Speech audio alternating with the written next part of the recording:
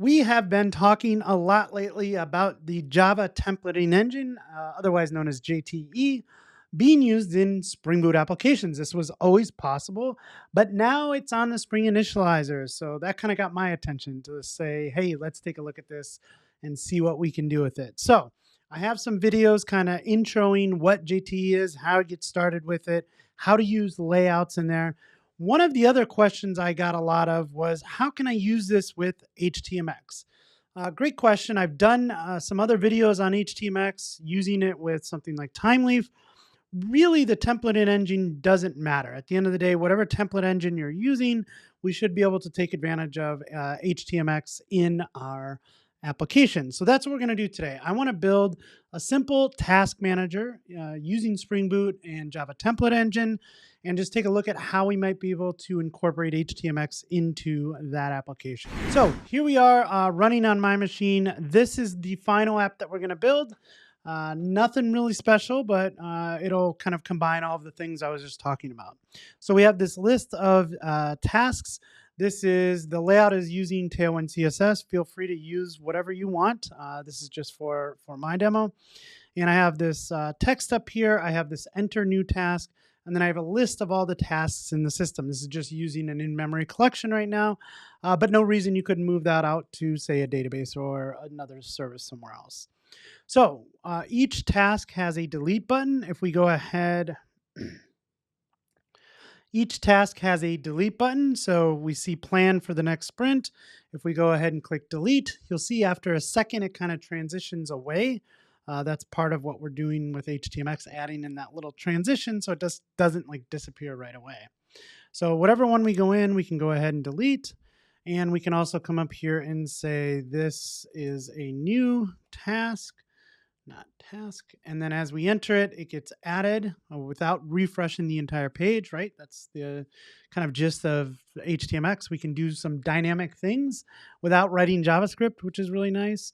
And then you'll see another little feature there is after that task was added, the input dialog box there was kind of reset back to enter a new task, and we still have focus on that input box.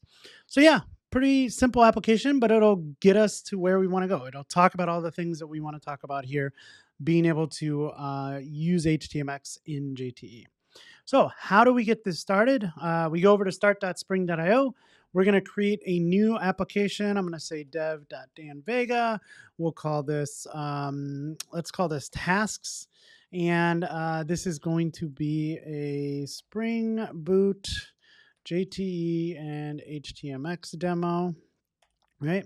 I'm going to use Java 23. Feel free to use whatever you're using. I'm going to go ahead and add the web support. I'm also going to add the JTE support. And if you missed the introduction video, you can go ahead and check that out. But this template is now one of the templates available on the Spring Initializer. So with that, we have everything we need. We can go ahead and click generate. We will download a zip file, open it up in whatever text editor or IDE you're most productive in.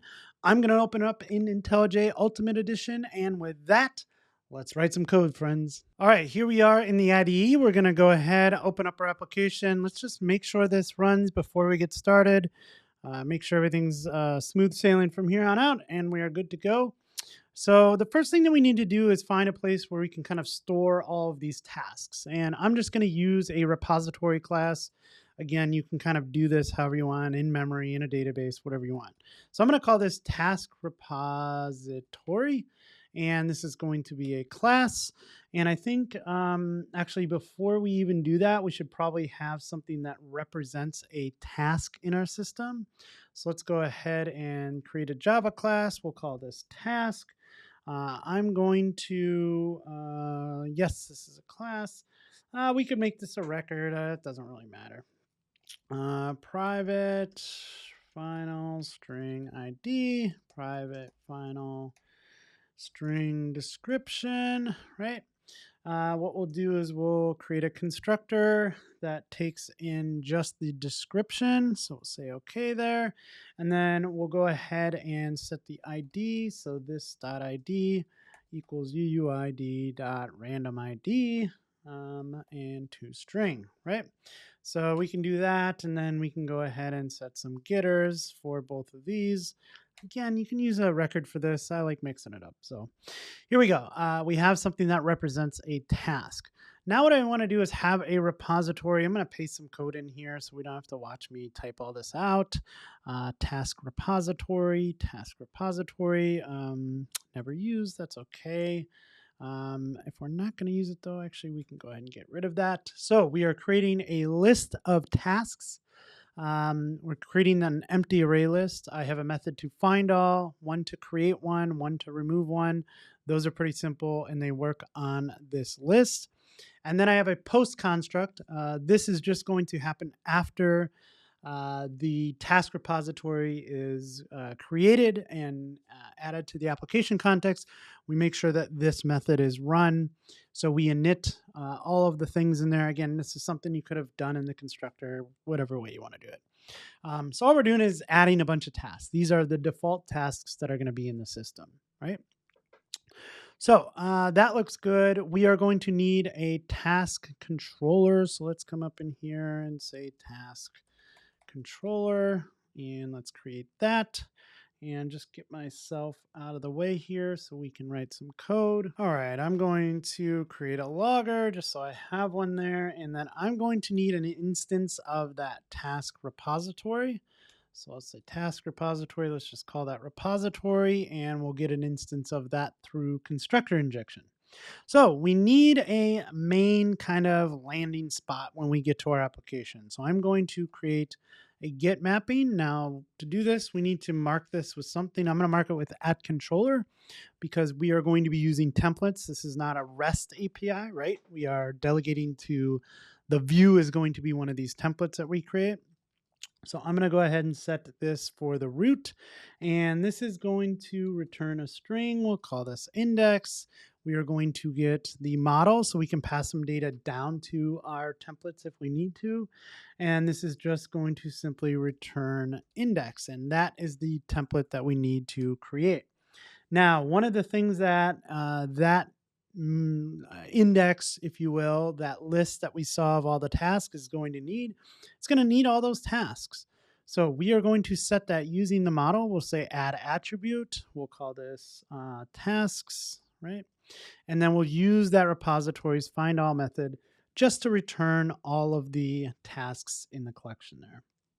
So that looks like a good starting point. Now we need to create our index template that includes the code to kind of iterate over that. So let's go ahead and I'm going to create a new file. IntelliJ tells me to do this, so I'm going to listen to it. Just kind of says here's where the root is for all the JTE templates. And then what I can come in here and do is say index.jte. And that will be our kind of main, our home. Again, I'm going to paste some code in here, but we'll go through some of it. I left some of the interesting bits out so we can kind of type that together. But we are importing that task so we know what we have available as far as in this template. And then I'm using the list of tasks. I'm declaring that as a parameter called tasks.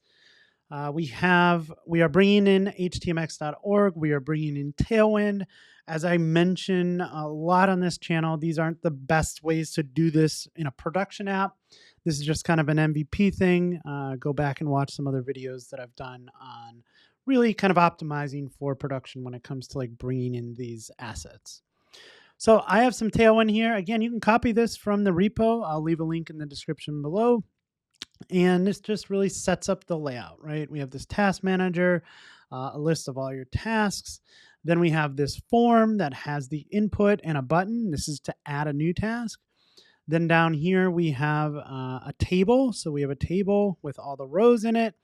And then in the T body, this is where we need to kind of iterate over each of the tasks that are available. So what I will do down here is use a for loop here, and we're going to say for task in tasks, right? Why would that not autocomplete? Thank you. And then what I want to do is I want to render another template here. So what I'm going to say is @template. And actually, we're not even going to be able to do that yet because we don't have it. So what I want to do is create a new template in here called task row. And the reason we're doing this is because we are using HTMX. So we're not returning a full render every single time. We're not doing a full trip to the server, getting the entire template code and returning that. When we add a new one or we delete one, that is a task row. We want to go out to the server and just get that HTML back. So if I create a new one, I'm going to make a call to my controller.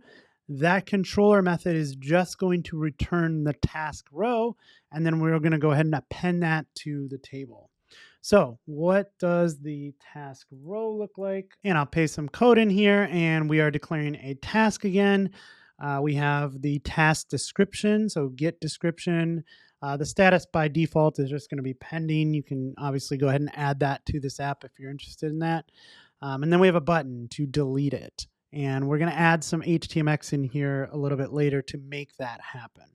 But with that in place, we have a row for each one that we can iterate over. So for each one of these, we want to include that template. So we'll say template, and we see task row, and then task is, we have to pass a task into there.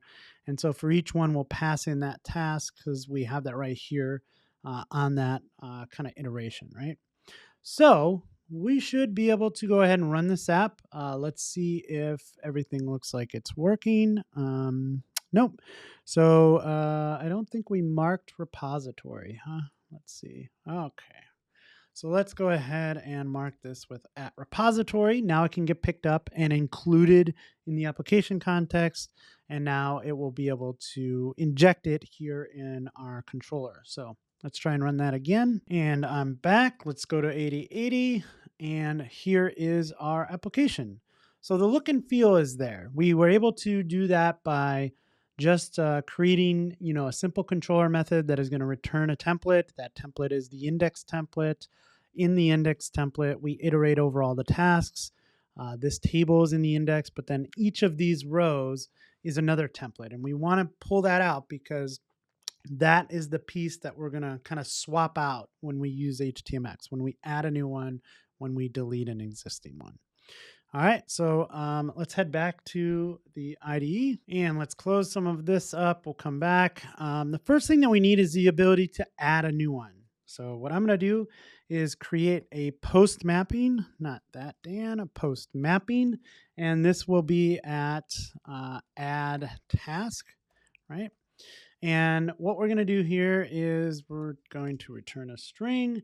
We'll call this add task. We are going to take in a request parameter here. So the request parameter is going to be a string, description, and then we're going to take in the model so we can go ahead and add some information to our template. So we're going to create a new task. So we're going to say task is equal to new task. And in there, we are going to pass in the description. Again, remember that constructor creates the UUID for us, and that is basically how it knows which one it is able to add and delete. So all we need to do is pass that to the repository and say create a new one. That will add it to that collection. And then what we need to do is return that task. Because we are adding this to the collection, but we are not refreshing the page. So the page is not going to be updated with all of the tasks. So we need to kind of return that. So we're going to say model.add attribute, and we'll pass the task. And this is the task, right? And actually, I might want to rename this. Let's go ahead and refactor this because it just makes a little more sense to call it a new task so we understand what we're doing here. So pass the new task in, add it to the model, and then what we're going to do is return task row. All right, so this is important. So now this method we can call from our index.jte. So let's go in there. And what we want to do is somewhere around, where are we? Here, we have this form, right? And in this form, I want to do a few things. So first, I want to use HTMX to call an HX post. So we are sending a post request to add task, right? Then what I want to do is I want to set the target. So the target is going to be our task table body. That is right here. Sorry. So here's our task table body. Then if that's the target, how do we know what to swap out? So we're going to say HX swap, which is going to be before end. Whoops, I think it's just end, right? Before end, right? And that will allow us to basically add that row to the end of the table. And then the other thing we want to do is we want to use on to basically say after the request is done, request stand, what I want you to do is this dot reset. So we're just kind of resetting the text on that. And we are getting a little error here. Let's see, inspection on brown. That should be okay. What did we do here? I think that's okay. Let's go ahead and just try and rerun that. And let's go back to the browser. And let's just try and enter a new task. And we see it down there. And we see this cleared out. So cool. This is working so far. So far, so good. Let's go ahead and do one more thing, which is the ability to delete a particular task. So I'm going to go into that task row, and on this button, we are going to do a couple of things, right? The first thing is we want to send a delete. So we haven't implemented this yet, but we will. So we'll say delete task, and then we want to get the task get ID. So again, one of the things I love here is because we've declared that parameter up top, that task parameter, we're getting all this IntelliSense. Like I'm not in the dark. I know what is available to me. So in this case, I want to get the ID. That is what I'm going to pass. So /delete task and then the ID. That looks pretty good. So then the target, so HX target, we are just going to use the closest TR. So that'll be that row that we're going to delete. And then HX swap, we will go ahead and swap on the outer HTML. And we'll also say swap 1 second. So it actually gives that little bit of a delay. So it's a nice little transition. You can play around with the timing on this, but I think it looks pretty good.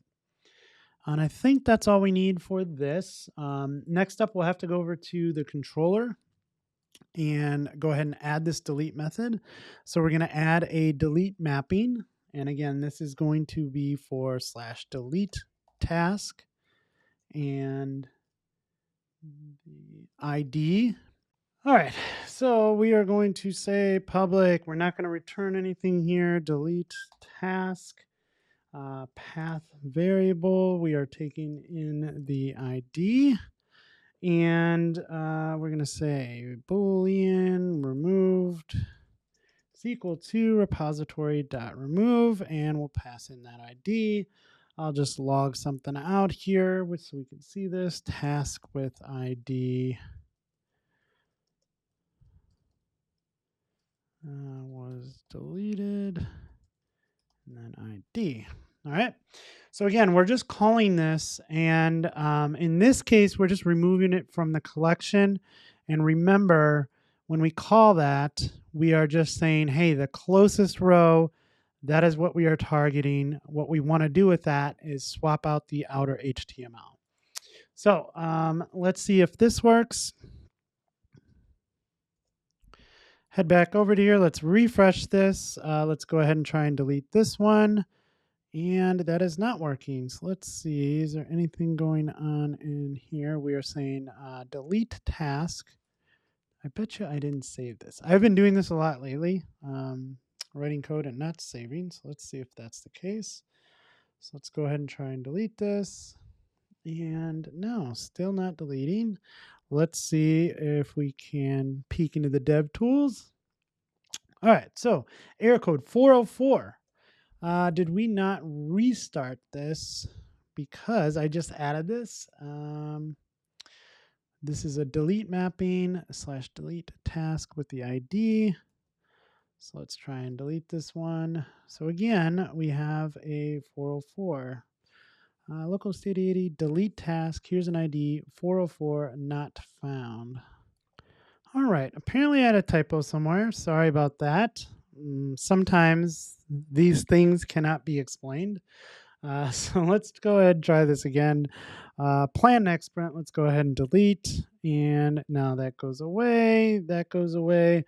We can enter a new one, and then we can go ahead and delete that.